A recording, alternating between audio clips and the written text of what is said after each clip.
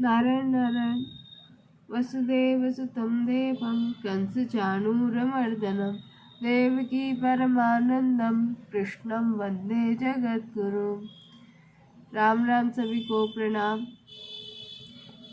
कल गीता जी के पहले अध्याय के तीसरे श्लोक तक की चर्चा हो गई थी सादस्यंजनी टीका से। अब आगे श्लोक संख्या 4, 5 और 6 ये साथ में दिए गए, तो इन तीनों की साथ में व्याख्या होगी। अत्र शूरा महेश्वासा भीमार्जुन समायुधि युयुधानो विराटश्च द्रुपदश्च महारथ दृष्टकेतुश्चेकितान काशीराजस्य वीर्यवान् पुरजित् कुन्तिभोजस्य सैव्यश्च नरपुङ्गव युधामन्युश्च विक्रान्त उत्तमोजास्य वीर्यवान् सौभद्रो द्रौपदेयाश्च सर्व एव महारथा। व्याख्या। अत्र शूरा महेश्वासा भीमार्जुन समायुधि, जिनसे बाण चलाए जाते हैं, फेंके जाते हैं, उनका नाम ईश्वास अर्थात धनुष है। ऐसे बड़े बड़े ईश्वास जिनके पास है वे सभी महेश्वास हैं। तात्पर्य है कि बड़े धनुषों पर बाण चढ़ाने एवं प्रत्यंचा खींचने में बहुत बल लगता है।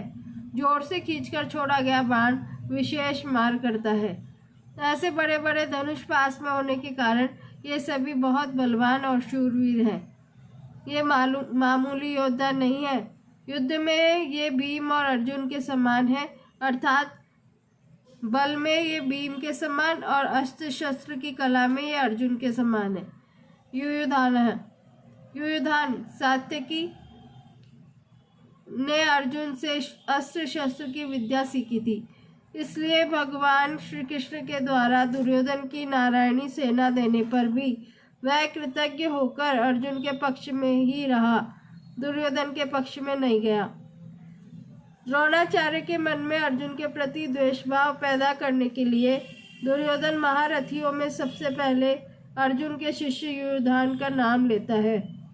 तात्पर्य है कि इस अर्जुन को तो देखिए, इसने आपसे ही अस्त्र शस्त्र चलाना सीखा और आपने अर्जुन को यह वरदान भी दिया कि संसार में तुम्हारे समान और कोई धनुर्धर न हो, ऐसा प्रयत्न करूँगा। इस तरह आपने तो अपने शिष्य अर्जुन पर इतना स्नेह रखा है, पर वह कृतज्ञ होकर आपके विश्वास में लड़ने के लिए खड़ा है, जबकि अर्जुन का शिष्य युयुधान उसी के पक्ष में खड़ा है। युयुधान महाभारत के युद्ध में न मरकर यादवों के आपसी युद्ध में मारे गए। विराटश्च, जिसके कारण हमारे पक्ष का वीर सुशर्मा अपमानित किया गया, आपको सम्मोहन अस्त्र से मोहित होना पड़ा और हम लोगों को भी जिसकी गायें छोड़कर युद्ध में भागना पड़ा, वह राजा विराट आपके प्रतिपक्ष में खड़ा है। राजा विराट के साथ द्रोणाचार्य का ऐसा कोई वैरभाव या देशभाव नहीं था, परंतु दुर्योधन यह समझता है कि अगर युयुधान के बाद मैं द्रुपद का नाम लूं तो द्रोणाचार्य के मन में यह भाव आ सकता है कि दुर्योधन पांडवों के विरोध में मेरे को उकसाकर युद्ध के लिए विशेषता से प्रेरणा कर रहा है तथा मेरे मन में पांडवों के प्रति वैरभाव पैदा कर रहा है। इसलिए दुर्योधन द्रुपद के नाम से पहले विराट का नाम लेता है, जिससे द्रोणाचार्य मेरी चालाकी न समझ सके, द्रोणाचार्य मेरी चालाकी न समझ सके और विशेषता से युद्ध करे। राजा विराट उत्तर, श्वेत और शंख नामक तीनों पुत्रों सहित महाभारत युद्ध में मारे गए। द्रुपदश्च महारथ, आपने तो द्रुपद को पहले की मित्रता याद दिलाई, पर उसने साधन सभा में यह कहकर आपका अपमान किया कि मैं राजा हूँ और तुम भिक्षुक हो, अतः मेरी तुम्हारी मित्रता कैसी। तथा वैर भाव के कारण आपको मारने के लिए पुत्र भी पैदा किया। वही महारथी द्रुपद आपसे लड़ने के लिए विपक्ष में खड़ा है। राजा द्रुपद युद्ध में द्रोणाचार्य के हाथ से मारे गए। दृष्टकेतु। यह दृष्टकेतु कितना मूर्ख है कि जिसके पिता शिशुपाल को कृष्ण ने भरी सभा में चक्र से मार डाला था, उसी कृष्ण के पक्ष में यह लड़ने के लिए खड़ा है। दृष्टकेतु द्रोणाचार्य के हाथ से मारे गए। चेकितानः, सब यादव सेना तो हमारी ओर से लड़ने के लिए तैयार है और यह यादव चेकितान पांडवों की सेना में खड़ा है। चेकितान दुर्योधन के हाथ से मारे गए। काशीराजस्य वीर्यवान, यह काशीराज बड़ा ही शूरवीर और महारथी है।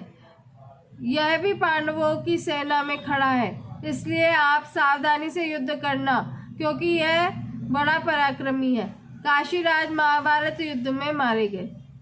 पुरुजित कुंती भोजश्च, यद्यपि पुरुजित और कुंती भोज ये दोनों कुंती के भाई होने से हमारे और पांडवों के मामा हैं, तथापि इनके मन में पक्षपात होने के कारण ये हमारे विपक्ष में युद्ध करने के लिए खड़े हैं। पुरजित और कुंती भोज दोनों ही युद्ध में द्रोणाचार्य के हाथ से मारे गए।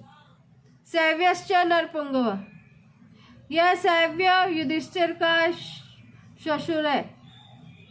यह मनुष्यों में श्रेष्ठ और बहुत बलवान है। परिवार के नाते यह भी हमारा संबंधी है, परंतु वह पांडवों के ही पक्ष में खड़ा है। युयुधानश्च विक्रांत उत्तम ओजस्य वीरवान, पांचाल देश के बड़े बलवान और वीर योद्धा युधामन्यु तथा उत्तम औजा मेरे वैरी अर्जुन के रथ के पहियों की रक्षा में नियुक्त किए गए हैं। आप इन पर और भी नजर रखना। रात में सोते हुए इन दोनों को अश्वत्थामा ने मार डाला। सौभद्र, यह कृष्ण की बहन सुभद्रा का पुत्र अभिमन्यु है। यह बहुत शूरवीर है। इसने गर्भ में ही चक्रव्यूह भेदन की विद्या सीखी है, अतः चक्रव्यूह रचना के समय आप इसका ख्याल रखें। युद्ध में दुशासन पुत्र के द्वारा अन्यायपूर्वक सिर पर गदा का प्रहार करने से अभिमन्यु मारे गए। द्रौपदेयाश्च, युधिष्ठिर, भीम, अर्जुन, नकुल और सहदेव, इन पांचों के द्वारा द्रौपदी के गर्भ से क्रमशः प्रतिविंध्य, सुतसोम, श्रुतकर्मा, शतानिक और श्रुतसेन पैदा हुए हैं। इन पांचों को आप देख लीजिए। द्रौपदी ने भरी सभा में मेरी हंसी उड़ाकर मेरे हृदय को जलाया है। उसी के इन 5 पुत्रों को युद्ध में मारकर आप उसका बदला चुकाएं। रात में सोते हुए इन 5 को अश्वत्थामा ने मार डाला। सर्व एव महारथा, ये सब के सब महारथी हैं जो शास्त्र और शस्त्र विद्या दोनों में प्रवीण है और युद्ध में अकेले ही एक साथ 10,000 धनुर्धारी योद्धाओं का संचालन कर सकता है। उस वीर पुरुष को महारथी कहते हैं। ऐसे बहुत से महारथी पांडव सेना में खड़े हैं।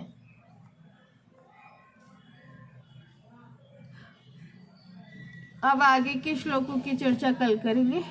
नारायण नारायण।